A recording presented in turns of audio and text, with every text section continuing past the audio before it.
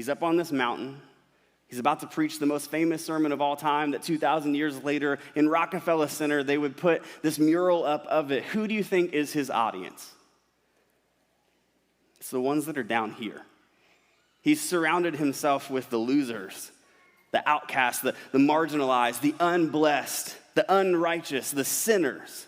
So that's the context of today, right? He's standing on this mountain. That's his audience. And he begins his famous Sermon on the Mount, surrounded by the lowest of the low. And what does he tell them? You are blessed. Like, do you understand how scandalous that would be at the time? Who are the blessed? Those who are poor in spirit. You, who society says are poor in spirit, the ones who have no hope of anything on their own, you are blessed. Who are the blessed? Jesus says, you who are mourning, you who mourn. You who have watched, in this case, Herod slaughter your children in the streets. You whose father was crucified in this mass execution. You who grieve. You're not being punished by God. You are blessed. Who are the blessed? That Jesus says, you who are meek.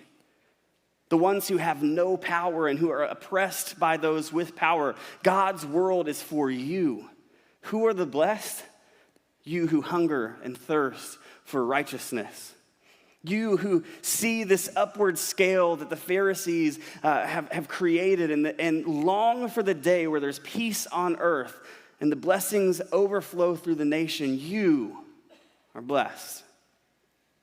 Guys, this type of message would have been so countercultural at the time, so refreshing, so completely new. This was the type of teaching that made Jesus irresistible when he was on earth. The marginalized, the downcast, the sinners, this guy represented them. He came for them. He loved them. So if I stopped preaching right here and we never got to any of this, the deeper side of what we're going to talk about today, that would be enough. That would be enough to bring people from darkness to light. You see, the gospel has had power for 2,000 plus years to change lives, and it's still changing them today.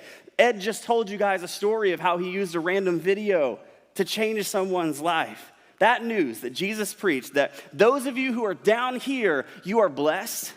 I am for you. I will not leave you, and I love you. That news is enough to change lives. And I see some of you shaking your heads because that's your story.